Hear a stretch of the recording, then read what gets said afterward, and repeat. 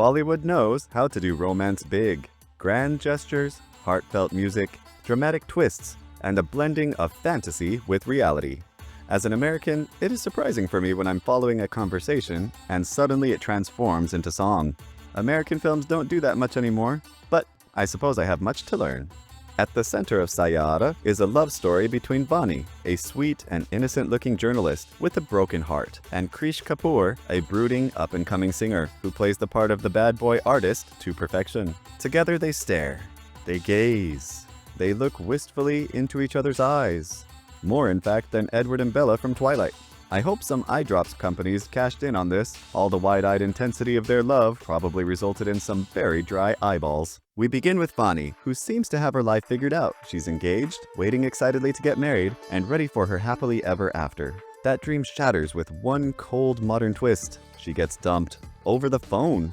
Heartbroken, she faints on the spot, and afterwards spirals into depression. Her happily ever after just got yanked out from under her feet. To move on, Vaani takes a job at a social media publication. Fate, of course, steps in almost immediately. She's supposed to work on an interview with an artist named Prince, but instead, she finds herself paired up with Krish Kapoor. Krish is handsome, talented, and moody, the perfect storm for a romantic lead. He wants her to use her writing skills to shape his music, and from the first meeting, the sparks are obvious. As the two collaborate, Vaani begins to see beyond Krish's rough edges. Yes, he acts like a jerk sometimes, but underneath the bad attitude is a wounded soul. His mother passed away, and his father spiraled into alcoholism, constantly getting into trouble with the law. Krish's sharpness isn't just arrogance, it's armor. And slowly, Vaani starts breaking through. But life isn't simple, and Krish has other burdens to bear. To protect his father and get him into rehab, Krish makes a tough sacrifice. He sells the rights to his new song to Prince, giving up both recognition and future earnings. In his frustration, Krish pushes Vaani away emotionally.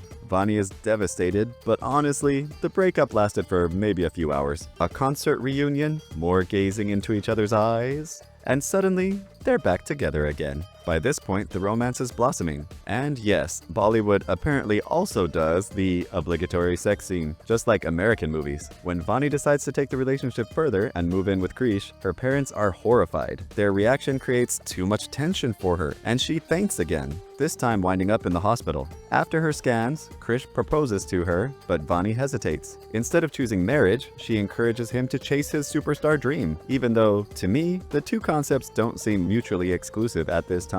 Still, the selfless gesture adds weight to her character. She loves him enough to let him go. Krish's career starts to take off. Fans discover his song online, and it becomes a sensation. The catch? He's already signed away the rights. Fame comes a-knocking, but with complications attached. Lucky for him, the record label later decided to keep working with him instead of pursuing a lawsuit. At the same time, Vaani's storyline takes a heartbreaking turn. Doctors reveal she has early onset Alzheimer's, which explains her fainting spells and memory lapses. Suddenly, her future seems fragile and uncertain. When Krish tells her about his growing success, Vaani can't bring herself to share her diagnosis. She doesn't want to weigh him down, not when everything he dreamed of is finally within reach. But Krish begins to notice the cracks, her forgetfulness, her confusion. His suspicions grow. Things come to a head when Vaani, caught between past and present, in her mind, finds herself in the club of her ex-fiancé, the very one who dumped her at the beginning. Forgetting they're no longer engaged, she causes a scene. The ex, who turns out to be a sleaze, doesn't exactly discourage her attention, despite being with someone new. Krish discovers Vaani's medical documents in her backpack, confronts her, and gives her the speech every audience member is waiting for. No matter how many memories she loses, he will create so many more that she could never forget them all. It's a line that lands straight in the heart. And yes, it's impossible for any of us to not get emotional at that moment. With success now available for the taking, Krish should be able to support Vaani no matter what. However, the doctor tells them that in order to properly maintain her brain function, Vaani needs less stress and should probably find a calm place to live. The two retreat from the chaos of the city and move into a beach house, hoping a quiet, stress-free life will slow Vaani's decline. Their time by the sea is beautiful and bittersweet, filled with tender moments that highlight what they're fighting to hold on to.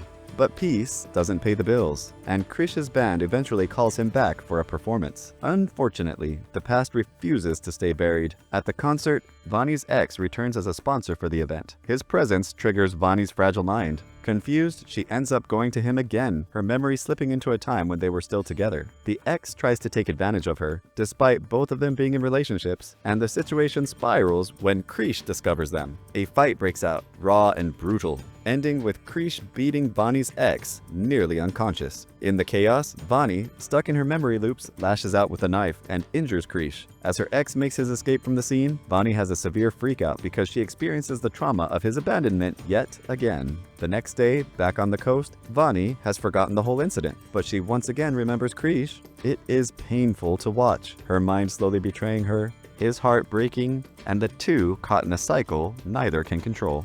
Krish's father, more sober and wiser now, advises him not to ruin his life for love the way that he once did. But Krish's devotion to Vaani never wavers. He chooses her, even if it means leaving his band and giving up his dream. But tragedy has one more card to play. One day, Vaani simply disappears from their beach home. Panic sets in. Krish and her family search everywhere, even calling the police. But hope begins to fade. Then Krish remembers something Vaani once told him. If a song is written from true love, the person it's meant for will always come back. Inspired, and with no other options, Krish pours his heart into his music again, performing his new song across India, hoping against hope that the melody will reach her. At his first performance, he thinks he sees Vaani in the crowd, but she vanishes. The band's success grows, but Krish remains restless. Then, while preparing for a show in England, fate throws him a lifeline. In a social media reel, Vaani appears briefly in the background. She's alive! Krish drops everything, including the performance, and rushes back to India. What he discovers is bittersweet. Vaani has been living in a care center, and she wrote him a letter explaining that during her decline, every time she remembered him, she also remembered the pain she caused him. She couldn't bear to be the reason he gave up on success, so she chose to disappear from his life. When Krish finally sees her again, in the care center, Vaani's Alzheimer's had already advanced so far that she doesn't even recognize him. Krish attempts to jog Vaani's memory by taking her to a cricket field, where he reenacts the same moves and words from their early times together. It takes many tries, but eventually, Vaani remembers Krish clearly. Krish continues to perform as an up-and-coming superstar, and he keeps Vaani by his side. The couple faces an uncertain future, but at least now, they will do so together. The end. Plot holes. Olé! How did she keep her eyes from watering? Also, one moment she has wind in her face, and the next, there's nothing fluttering her hair or the pages of her book. Wind, no wind. Wind, no wind. Maybe something is wrong with the fans on set? Thought we wouldn't notice, but we did. Interesting how many English words are thrown into the mix. In Texas, when we mix English and Spanish, we call it Spanglish. So, does that make what's happening here Hindlish or Ingledew? Bravo! The dramatic music when he brings her book forced a laugh right out of me. This is because you would be totally weirded out if a rando came out of nowhere and just stared at you like this. And then you find out that he read your stuff without asking? And resorts to violence in a workplace? Wonderful choice of guy to get a crush on. Oh, I don't even know what to yell at you. He pushes his bandmates away and later actually pushes another dude while stomping towards the stage. Love him already. This guy's starting to get on my nerves. Why did Vaani stand in the rain for no reason? Most illogical. His mic would have stopped working pretty soon after getting soaked, not to mention the keyboard, laptop, and anything electronic.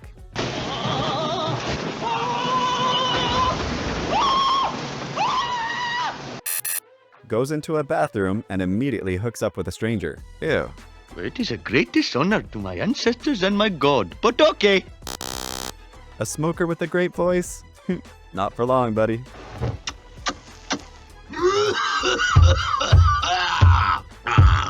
I just figured out this was a bad idea. Misunderstood artist who treats everyone like trash? I don't care about talent. If you treat other people like garbage and walk around with a bad attitude, you could be the best singer in the world and I just wouldn't care. I think most people today feel the same. We're tired of celebrities with selfish, bad attitudes. You're a putz. The US already had an artist named Prince. Oh no, let's go! Don't lie! People don't burst into song like this. Also, these kids found this singer suspiciously fast and decided he was great. He's like a Disney princess, but the dude version. Both father and son get thrown in jail if the dad gets in trouble again? Is that a law in India? Your wife has paid your bail, Mr. Simpson's son. I'm actually kind of scared for all the windows in all these surrounding buildings while Krish plays cricket at night. Sorry about the window, Judge.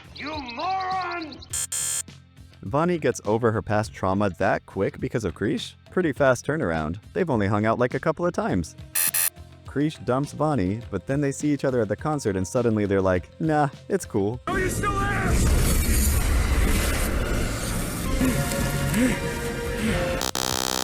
Kissing while driving a bike is probably a very bad idea.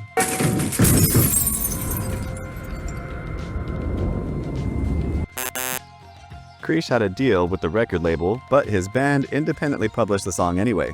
It's likely that Krish would have been sued for breach of contract. But let's just accept for the time being that the owner decided it would be in his own best interest to work with Krish rather than sue him for a song. Louis, I think this is the beginning of a beautiful friendship. Why did Vaani's mom insist on spoon-feeding Krish? Also, why did he hold out his hand? Was he gonna lick it out of his hand? This spoon-feeding thing might be a tradition that I'm not aware of. Open wide! Here comes the airplane!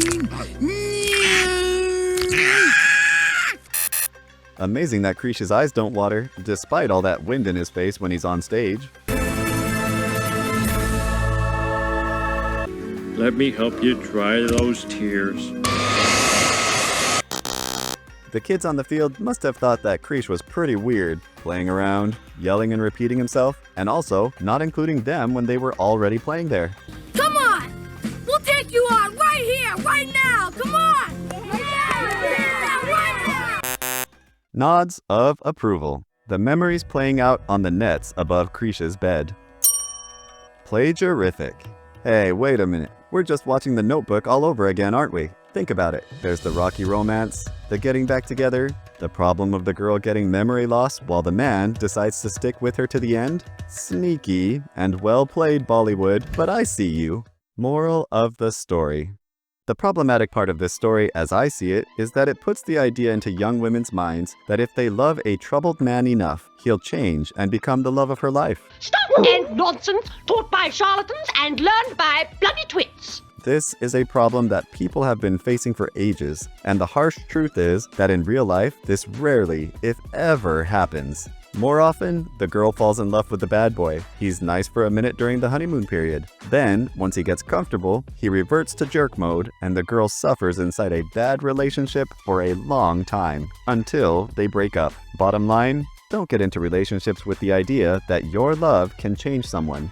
Evaluate the person first and determine whether or not you can live with them as they are, because that's just the starting point. If you're on the same page, you'll learn and grow together. But if you think you can love a person into becoming someone they aren't, you're in for a rough ride, and there's a world of evidence and personal anecdotes that will testify of that.